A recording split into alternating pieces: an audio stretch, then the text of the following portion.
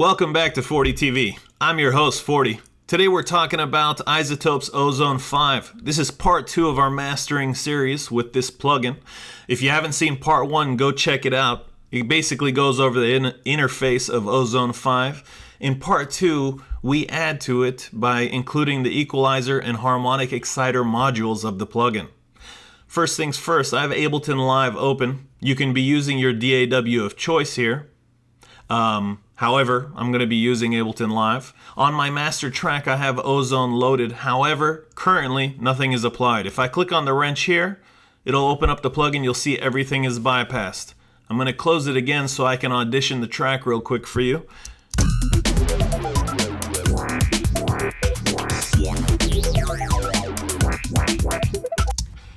So, not a bad little rough track. This is not a completed track, but that's not the purpose of this tutorial. It's just to show you iZotope Ozone 5. So again, I'm going to open up Ozone again by clicking on the wrench. Once I have it open, if you came up with the presets, then just go ahead and click on close. You can stop them from being shown at startup by unchecking this box. Next thing's next. If I want to unbypass the equalizer module, I can click on this power button here or click on the bypass button here. Either way will unbypass it. Next thing you're going to notice at the top of the EQ module, you'll notice a spectrum. As I move my mouse throughout the spectrum, it updates dynamically up here with any information. For example, the frequency that my mouse is currently at and any dB information when I'm clicking on one of these EQ nodes, if you will. If I'd like to create an EQ bell curve for boost or cut, all I have to do is double click on a certain area. It'll automatically assign the node that's closest to that range. I can click and move this just by clicking and dragging within the spectrum itself. If I want to constrain my movement, if I click and start dragging to the right and hold shift, it's going to constrain my movement to left or right. If I click and start dragging up or down and then press shift, it's going to constrain my movement to up or down. Alternatively, additionally, if I want to modify the cue without going down here into the bands themselves, I can adjust that by clicking on the handles here and dragging them inward or outward. You'll notice that this is dynamically updating the information here to show you what the cue is set to, right? If I want to reset this node, I can double click on it. It'll reset the node, put it back in its place. So next, underneath, you're going to see we have 3 tabs here. The EQ bands, snapshots, and matching. Snapshots and matching are used to take snapshots from other audio files and then use them to match to your session. So let's say you like a popular track out there on the radio and you're trying to EQ your track similarly. If you load that up into your DAW, you can go into your snapshots, create a capture of that snapshot, and then use the matching tab to go ahead and match it. If you want information on using the matching feature, just go ahead and click on the question mark here. Back in our EQ bands, you'll notice that we have the ability to change every single band into different types of nodes, if you will. So for our first band, what we're going to do is set it to a high pass filter and select resonant. If you like definitions on each of the filter types, you can go to the help menu by clicking on this button right here. When you click on that, it's going to launch your help file for the particular module or pane that you're in. I'm going to go ahead and press Apple H to hide my browser and back inside Ableton Live and Ozone plugin. So I'm going to set this first one to a high pass resonant filter. I'm going to set it to 30 Hertz, but I'm going to adjust my Q to 1. So basically what I'm doing here is I'm cutting everything at 30 Hertz, although I'm resonating some of that cutoff, and hence the addition of this curve up here at the top. Next I'm going to add a bell, and so what this next bell is going to do is this is going to change my, or boost my low end, if you will. So I'm going to start here at 100 Hertz. I'm going to boost it by 2.5 dB. And I'm going to change my Q to 1.2. This is just a starting point. I'm going to show you a pretty cool feature that'll help us identify which bands or what areas we should be cutting or boosting, etc., etc. Next, I want to get rid of some of the mud. So I'm going to skip band 3 because you can skip things, disable them by clicking on them, such as clicking on number 3, a disabled node 3. Over here in node 4, I'll leave it as a bell. I'm going to change it to 400 Hertz, and I'm going to cut this, I don't know, let's say -2. If you're asking how I came up with these numbers, well, I played with the track a little bit before doing this tutorial. I'm going to change the Q to 1.8, and then I'm going to go over here into number 6. I'm going to set that to 6500 Hertz.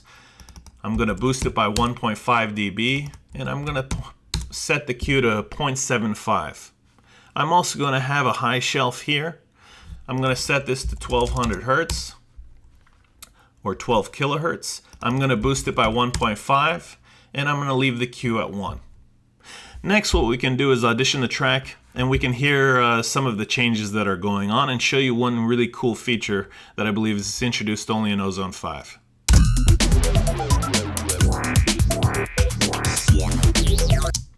So right now we're hearing what the EQ is doing to the track. One of the things that we can do, it's called the alt solo ability within Ozone. If I do it right now and click alt, if I click anywhere here on my spectrum, you'll notice I'm creating a notch filter that is only going to let me hear, let's say right now I'm over 948 Hertz. I'm hearing a boost of 5.5. If I audition this, it's going to play this for me. So let's figure out if I cut at the right place here. So I'm going to go ahead and press Spacebar, and I'm going to hold Alt on my keyboard and click in a spectrum, and I'm going to drag it. I'm looking for something that I think sounds muddy, and I'm going to see that probably I didn't pick the right frequency.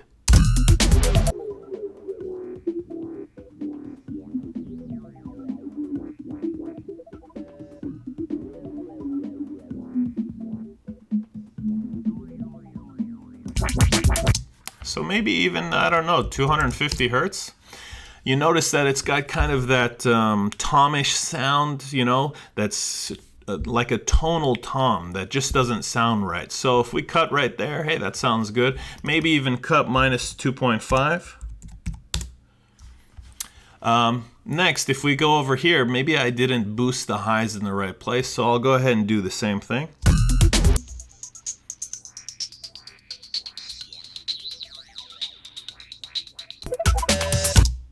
So maybe I'm going to boost the volume a little bit because I'm listening to this on headphones, so you don't hear the audio doubly inside this recorded tutorial. So maybe around 3500 Hertz or 4000 Hertz, I'll boost 1.5. I can even change the Q maybe up to 1. Obviously, you're going to play with this taste. This is a good place to find starting points. Obviously, you can come into the equalizer presets by clicking on this drop down arrow here. You can start with them and then use the alt solo technique to hear the different places that you want to boost or cut. But for this particular track, this sounds pretty good. I can show you a before and after. Depending on the speakers you're listening to will determine how well they sound, I guess, or how these changes are not meant to be a huge dramatic difference. They're just basically going to flatten the track, get it ready for dynamics, so and add some boosts where they need to be boosted. So I'll go ahead and audition a before and after.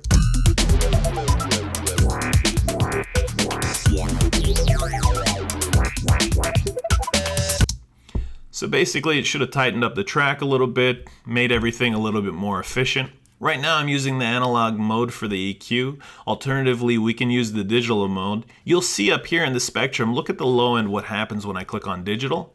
You'll notice it's much more precise. In fact, if I click on this button here, I can click on surgical mode. This will make it exact. I don't think for this particular situation surgical is going to sound very good. I think analog sounded better. Obviously, play with this. If we're going to use matching EQ, because you've already set it up over here, you can click on matching here. Next thing we'll note, we'll go into the options for the EQ. Inside the options, we'll notice that we have some options, right? If you're using the digital EQ or the matching EQ, then this filter size comes into play. By changing this frequency resolution, will adjust your filter size. The lower the frequency, so let's say 6, the higher the filter size, the more accurate the digital or matching EQ will be. The most accurate it can be is 3 Hertz, which ends up being 16,000 plus samples. However, remember, the lower that this number is, the higher this number is, the more taxing it is on your CPU. You should probably be fine using 4,000 samples, 12 Hertz. However, play with this if you need something a little bit more accurate. If you need to change your buffer size, you can do so here. Alternatively, there is a help menu specifically to the options menus. You can just click on this button right here. It's going to launch the help menu, and it's going to go over everything that you need to know. If you want to change the Q or the width of the alt solo feature in the spectrum, you can change that here, right? Next thing, soft saturation. This is one thing sometimes you maybe want to check. This is going to gradually roll off levels through EQ bands if they start to saturate. So if they get too saturated, the EQ is going to taper off a little bit so they don't distort, etc. So in this particular track, it didn't make a difference, so I'm going to leave it off, less processing. If you want to make adjustments here to show the spectrum or not, if you want to show musical units, it's going to show all of your frequency levels from C0 to C8. I'll go ahead and click on OK. Let's see. We didn't go over mid-side in here, but if you wanted to use mid-side, you could click here. You can make changes to the mid and side modes, as well as the left and right module. Maybe in the dynamics module, I'll go over mid-side processing. If you'd like a little more information or an example of mid-side processing, go check out my tutorial on iZotope Ozone 4. You'll see the link in the video. So next things next. We have this EQ going on right here. We've bypassed it to hear what it sounds like with and without. Next thing, I might actually even bring this down -1 dB to give myself a little bit more room. So I'll go ahead and press Spacebar real quick. So you'll notice I do have a little bit of room going on here. We see where I'm peaking. We also see where my RMS values are at. But next thing, let's go ahead and go to the exciter.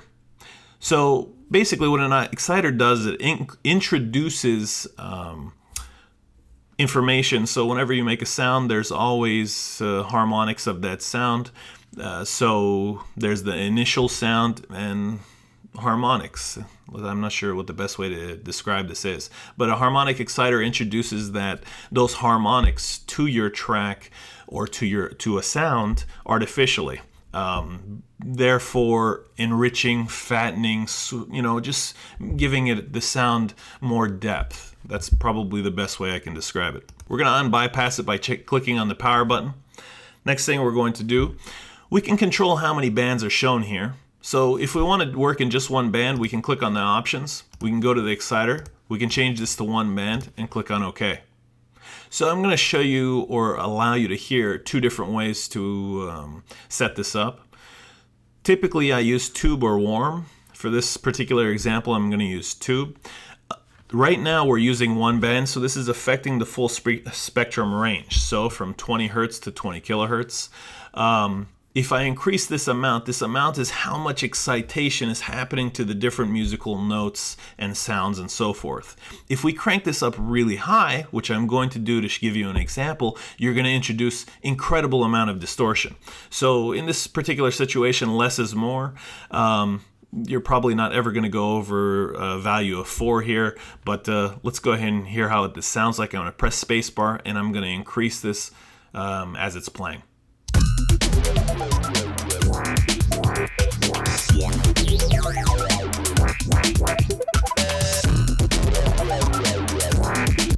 As you can hear, once I got up to probably 8, but in my headphones it definitely was obvious at 10, you could hear tons of distortion, right? So I'm going to come back here to the options. I'm going to switch back over to 4 crossover bands. I like the crossover type being set to hybrid, which is the best of both worlds. The best of analog and the best of digital. If you want to use analog or digital, you can. If you're using digital, you can set your buffer size and your Q between the bands. But again, I use hybrid. So I'll go ahead and click on OK. Next thing I'm going to do, I'm going to come over here and I'm going to set my low end to 2.5. I'm also, the mix allows how much I want to mix in with the original amount of unprocessed signal. So it's blending your processed and unprocessed signal. For this particular track, I set it to 70% in my low end. Down here, you may or may not be seeing a delay. For my low end, if we set band 1 to 1 millisecond, what we're doing is delaying the harmonics from the original source sound. This is, in the low end example, it's going to tighten your low end, however, possibly lowering the perceptible volume of your low end. So your bass may seem a little, as far as the loudness is concerned, may seem a little less. However, it's tightened it up. We can address this perceptible loss of volume in the dynamics section. So we're going to leave that there. Next, we'll switch over to band 2. In band 2, I added a 2 for the amount and 50% to the mix. In band 3, I set it to 2.5 and 70% of the mix. And band 4, I set to 2 and 60% of the mix.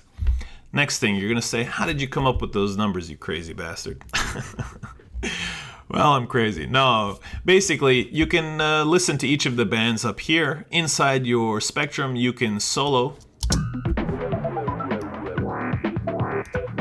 So maybe we're saying we want to bring this over to, I don't know, 120 or something. If we solo the low end, we'll listen here. That's actually soloing both bands because I had that selected. And this way you can adjust these to suit where these crossover bands should be happening. Maybe at 2.5 here. We'll set this one, let's set it at 10.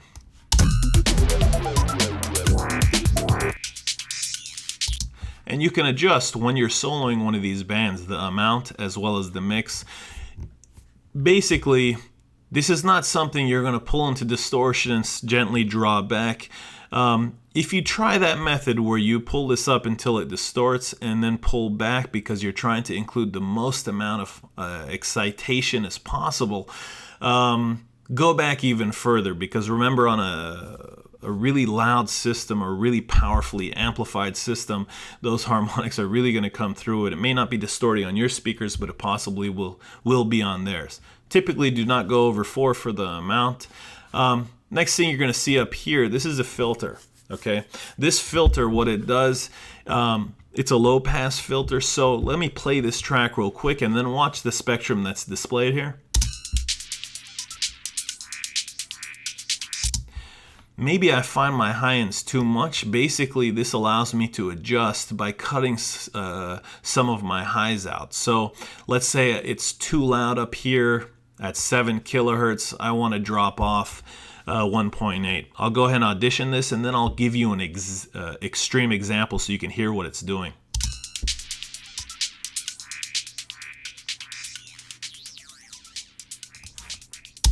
Obviously, at the most extreme case, this sounds like you're cutting everything out. This is not something you'd ever do, but just to illustrate what this filter is doing. So typically, you may be coming in too hot in your highs. It sounds too tingy in your ears.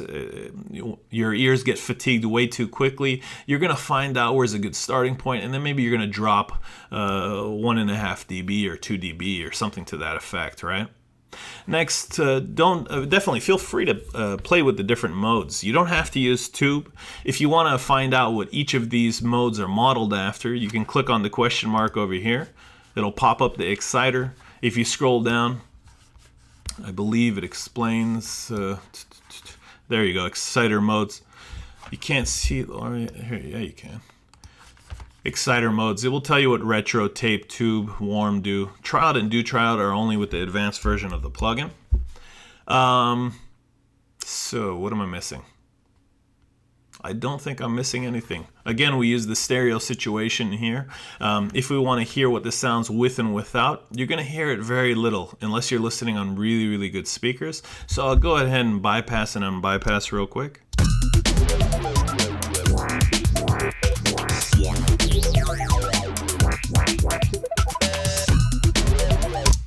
So there you have it, the equalizer and the harmonic exciter module. Real quick, just to give you a preview into what's going to happen when we add the maximizer. I'll go ahead and select it. I'll enable it. I'll set this to IRC3. I'll set my margin to 0.3. As I'm playing, I'm going to drag this threshold down, I don't know, to -4, 5, 6, 7, somewhere around there. Let's see.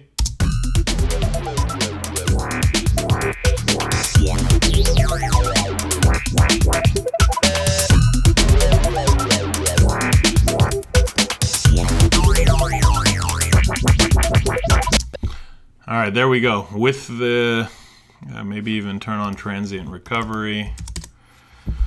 I'll go ahead and preview with and without the maximizer. Obviously, we didn't talk about this yet, but just to give you a preview that we're going somewhere, guys. Let me play it.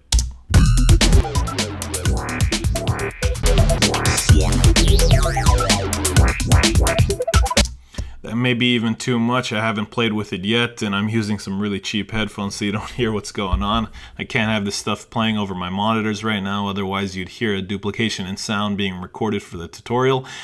Anyways, guys, look forward to part 3 of the iZotope Ozone 5 mastering tutorial by 40TV with your host 40. If you haven't checked out part 1, go ahead and do so. If you need a refresher course, check out my iZotope Ozone 4 tutorial as well. Until next time, guys, if you have questions, leave them in the comments. And if you like my content, please like and subscribe to my YouTube channel. All right, I'm out.